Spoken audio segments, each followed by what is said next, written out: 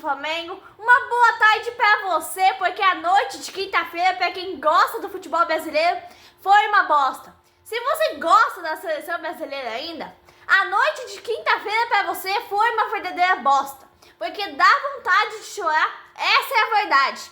A gente entende quando tem gente que fala que tem que ter mais paciência com o Ancelotti na seleção, que foi o primeiro jogo dele, ele fez um dia de treino só, e não sei o que, blá blá blá blá blá. Só que o que acontece é que a gente, nós torcedores brasileiros, estamos cansados de esperar, né?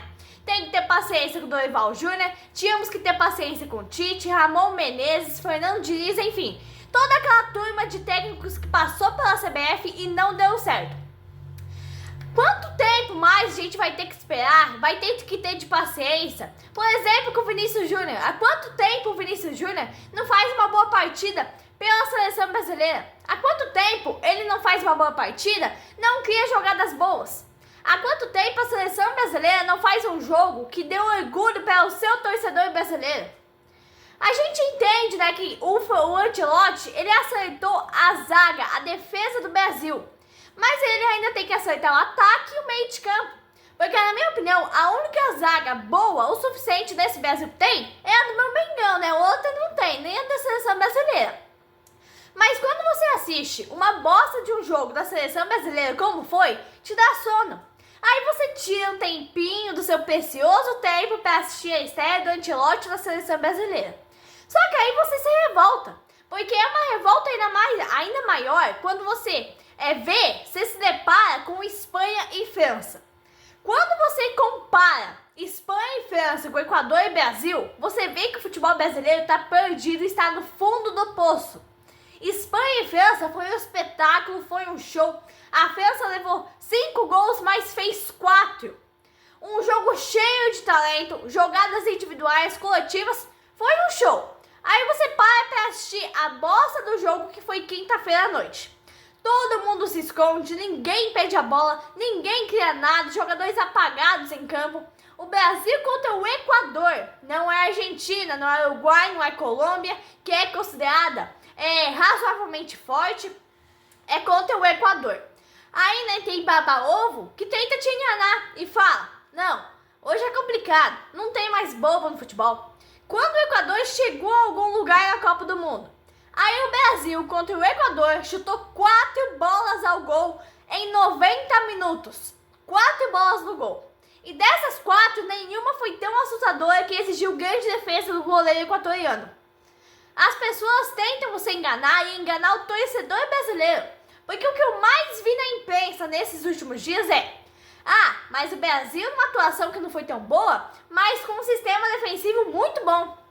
Bom defensivamente, uma defesa porque não tomou gol do Equador?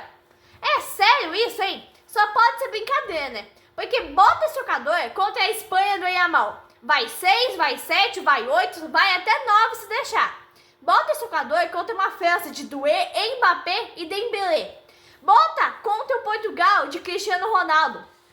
Cristiano Ronaldo que está razoavelmente velho, mas faz muito gol ainda. Aí começa aquele espetáculo, né? Pra querer enganar torcedor. É baba-ovo que de alguma forma ou de outra baba-ovo na CBF. Alguma coisa a velha imprensa vai ter que te falar, né? Nossa, mas a defesa foi muito boa. Jogamos contra o brilhante Equador, que não sofremos um gol sequer. Não, chega dessa baboseira, desse baba-ovo aí da CBF. Parabéns ao Ancelotti porque ele conseguiu acertar, arrumar a parte defensiva, a zaga, a defesa do Brasil, né? Mas agora ele tem que arrumar o ataque, por exemplo, né? Porque Vinícius Júnior, que foi considerado eleito o melhor do mundo na última temporada, e ainda diz que foi passado para trás na bola de ouro, que era ele que tinha que ganhar a bola de ouro. Eu não discordo porque ele joga até bem no Real Madrid. Mas ele não conseguiu se livrar da marcação de Caicedo contra o poderoso Equador no jogo com o Ancelotti do comando. Então o Ancelotti tem que sim, urgentemente, arrumar o meio campo e o ataque também. Eu não tenho porquê de criticar o Ancelotti ainda, né? Porque o cara não é mágico. É óbvio que ele não pode fazer nada se ele acabou de chegar, né? Mas a entrevista dele chega a ser embaraçosa. Você é Ancelotti. chega no Brasil e diz que empatar com o Equador é bom e está satisfeito. É decepcionante. Ele deixou o Real Madrid para comandar essa seleção, que um dia já foi a melhor do mundo. Hoje, se você compara com os jogos que você vê na Europa, o Brasil é uma chacota. Aí você escuta os baba-ovo, né? Ah, mas você tá achando ruim, vai lá jogar. Ah, mas tá achando ruim, torce pra seleção europeia. Nem Copa América o Equador tem, gente. E tem que considerar um empate bom e uma defesa sólida. É uma seleção brasileira ridícula, o que já virou costume, né?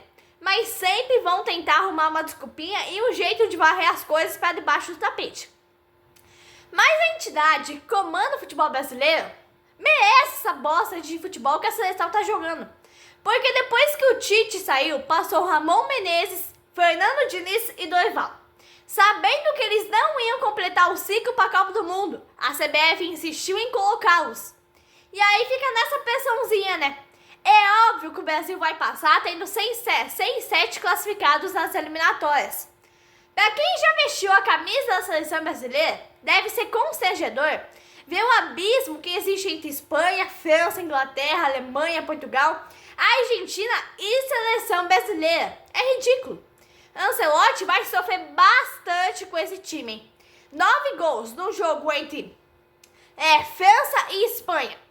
Olha a coragem e as finalizações dessa seleção.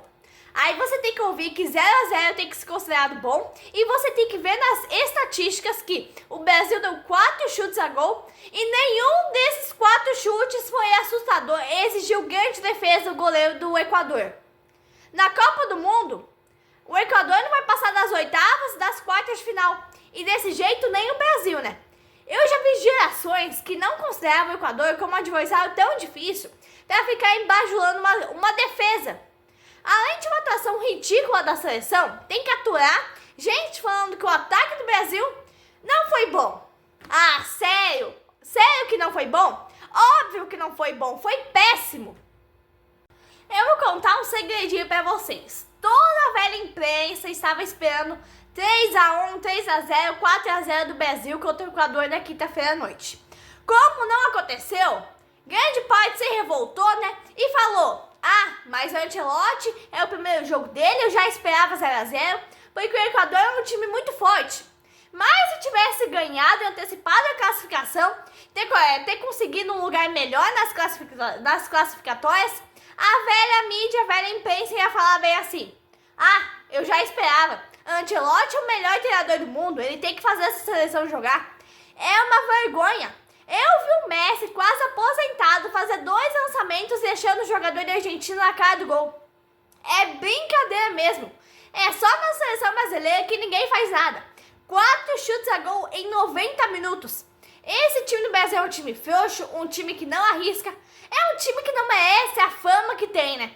Você não vê um jogador do Brasil chutando de longe, eles tocam a bola até o goleiro e ninguém faz a bosta do gol. O Gerson estava na frente do gol, tocou para ninguém. É uma seleção frouxa, uma seleção sem personalidade, uma seleção onde os jogadores não têm coragem de chutar pro gol. A seleção tem o melhor jogador do mundo, disputou com o Yamal, com o Mbappé, com o Dembélé. Tem até um jogador que foi levantado por muitos como um possível melhor do mundo nessa temporada, né? Que é o Rafinha. E tá com números impressionantes do Barcelona. Mas assim, vendo o jogo do Barcelona, não dá pra dizer que o Rafinha merece ser o melhor do mundo, né? Tem muita gente que deixa se levar pelos números. Mas o Yamal tá levando o time nas costas junto com o Pedro. Todas as jogadas vêm dos dois, Yamal e Pedro. Eu acho que até no Barcelona o Rafinha fica em terceiro lugar, em quem é melhor e quem é mais decisivo. Com todos os jogadores que tem na seleção, não é para esse time ser esse mico que é. Falta personalidade para tentar decidir. Quando os babalovos falam que o Brasil foi muito bem defensivamente, é a mesma coisa que falar: nossa, mas o Flamengo foi muito bem defensivamente, ele não perdeu pro Deportivo Táchira. O Palmeiras teve uma defesa muito boa contra o Sport Cristal, não tomou um gol. Mas porra, nós estamos falando do Equador, não é de Argentina, não é de Portugal, não é de França, não é de Alemanha, não é de Espanha, é Equador. Mas não, teve gente que teve a cara de pau de elogiar, inclusive o treinador, últimos 6 jogos contra o Equador por eliminatórias, o Brasil só ganhou um jogo e foi na estreia do Tite. Aí no intervalo do primeiro tempo, né, você vai lá no intervalo, você vê os jogadores do Brasil com a camisa molhada. Você deve pensar, nossa, foi um jogão de bola, o Brasil deve ter amassado o Equador, né? Mas não, foi uma bosta de primeiro tempo, foi uma bosta de jogo. Eles estavam com a camisa molhada de tanto correr, porque os jogadores brasileiros estão usando a seleção brasileira como lugar de treinos. Eles usaram o jogo de Equador para fazer um treino ali pelos seus times. É uma coisa assim vergonhosa. Em 93 o Brasil jogou em Guayaquil, também foi 0-0. Quem jogava no time do Brasil? Raí, Bebeto, Careca, Jorginho, Tafarel no gol. Aí para as eliminatórias de 2002, 1-0 para o Equador. Rogério Ceni, Romário, Ronaldinho Gaúcho, Rivaldo, Vampeta, 1-0 para o Equador. Em 2006, 1-0 para o Equador de novo. E quem estava jogando? Ronaldinho Gaúcho, Ronaldo, Kaká, Dida, Cafu, Roberto Carlos. 2010, 1-1 também. O caso não é a qualidade da seleção brasileira. O caso atual, o problema atual é a falta de confiança que esse time tem. A falta de coragem que esse time tem. Não é porque a seleção lá de 93 empatou com o Equador em Guayaquil que tem que ser comparada com a vergonha de a seleção que é hoje em dia. O time não finaliza, o time não ataca, um monte de passes errados. O Brasil não existiu pós-Copa do Catar. Todos os técnicos foram inteiros. Querendo ou não, ninguém conseguiu fazer um bom trabalho. Olha o retrospecto do Equador nas 4 últimas edições de Copa do Mundo. Ficou fora da Copa do Mundo de 2010, 2014 foi eliminado na primeira fase, 2018 fora e 2022 eliminado na primeira fase. E tem gente que ainda tem a cara de pau de se contentar com 0-0 mequetrefe. Mas enfim, vamos parar de passar ódio com a seleção brasileira? Vamos falar de Mengão. Nação rubro-negra, Jorginho foi anunciado pelo Flamengo, contrato até julho de 2028. Entre salários e luvas ali, estima-se que o valor total será de 13 milhões até o fim de contrato. É um nome de peso, campeão da Champions com o Chelsea, titular absoluto da seleção italiana, venceu o Mundial, ganhou a Eurocopa com a seleção italiana. É um jogador de peso, né? O salário dele vai ganhar 3 milhões de reais por mês, se não for o maior salário do elenco todo, né? Tem que valer muito a pena, porque o Depay ganha 3 milhões por mês do Corinthians, não decidiu o Libertadores, que era para ele decidir, Corinthians eliminado. Não decidiu o Sul-Americana, que era para decidir, Corinthians eliminado. O Jorginho é um cara muito inteligente dentro de campo, taticamente, tecnicamente, é um ótimo jogador, né? É um cara que tem tudo para agregar nesse time de peso do Flamengo, nesse time de ouro do Flamengo, né? É um ganho muito grande para o Flamengo. Felipe Luiz vai ter um ótimo meio-campista à sua disposição para o Mundial e para a sequência da temporada. Então é isso, se você gostou do vídeo, curta, comenta, deixe seu like, ative o sininho para receber todas as notificações. Não esqueça de deixar a sua opinião aqui embaixo nos comentários. Deixe seu like, é muito importante para mim para crescer no canal.